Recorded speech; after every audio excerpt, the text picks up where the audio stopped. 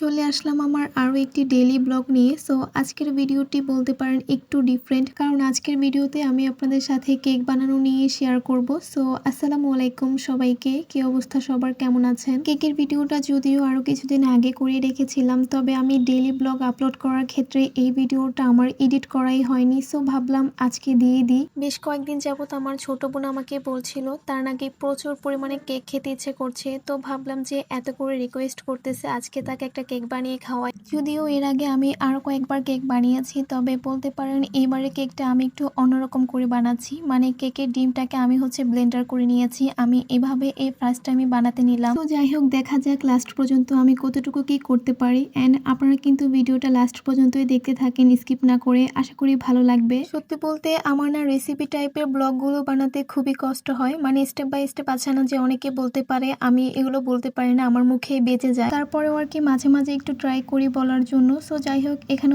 আমি একের পর এক স্টেপ বাই স্টেপ সবগুলো দিয়ে দিয়েছিলাম কেকের এই বেটারের মধ্যে। বাসায় আমাদের কোকো পাউডার ছিল, তো ভাবলাম আজকে কোকো পাউডার দিয়ে কেকটা বানাবো। অ্যান্ড আমার কাছে না কোকো পাউডারের স্মেলটা অনেক বেশি ভালো লাগে, তাই ভাবলাম কিছু অ্যাড করে দিই, এতে করে আরো বেশি ভালো লাগবে খেতে। তো এক পর্যায়ে আমার বেটারটা কিন্তু রেডি হয়ে গিয়েছে। এখন আমি কোন বাটিতে সেট করব সেটা নিয়ে ভাবছিলাম। বাটি আমাদের কিন্তু বাসায় নেই, মানে কেকের বাটিগুলো কেনা হয়নি। সত্যি বলতে আমার একটা প্রবলেম আছে, বাজারে যায় দরকারি জিনিসটা কেনার জন্য, তবে বাজারে গিয়ে কিন্তু ভুলিয়ে যায় যে কি কিনতে এসেছিল। তো এরকম করে আজ পর্যন্ত কেকের বাটিটা আমাদের কেনাই হয়নি। মানে বিষয়টা কি ইন্টারেস্টিং না বলেন তো? যাই হোক, এখন আর হাসির কথা বলবো না। সো এখানে আমি কেকের বেটারটাকে সুন্দর করে বাটিতে সেট করে নিচ্ছিলাম। তবে ট্রাস্ট মি, এই বেটারটা আমি যেমনই চেয়েছি ঠিক তেমনই হয়েছে। এখন বাকিটা কেকের উপর ডিপেন্ড করে কেমন হয়। লাস্ট পর্যন্ত দেখার জন্যই আমি অপেক্ষা করছিলাম। অ্যান্ড আমি কেকের বেটারটা নেওয়ার পর কিছুক্ষণ ঝাঁকিয়ে নিচ্ছিলাম যাতে কেকের বেটারটা সুন্দর করে সেট হয়ে যায় বাটিতে। আর এরপর আমার ছোট বোন কোকো পাউডার দিয়ে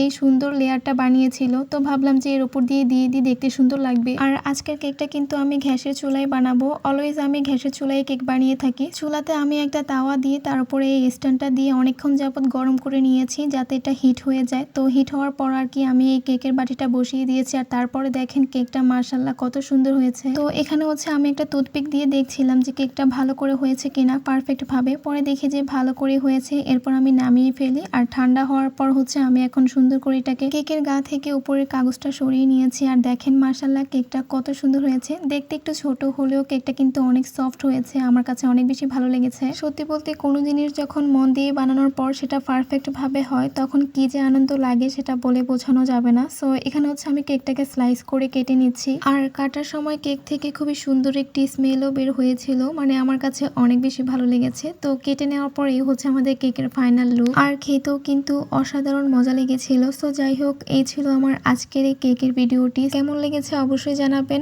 আর ভিডিও ভালো লাগলে আমার পেজটাকে ফলো করে পাশে থাকবেন। তো দেখা হয়ে যাবে নেক্সট ভিডিওতে। আল্লাহ হাফিজ।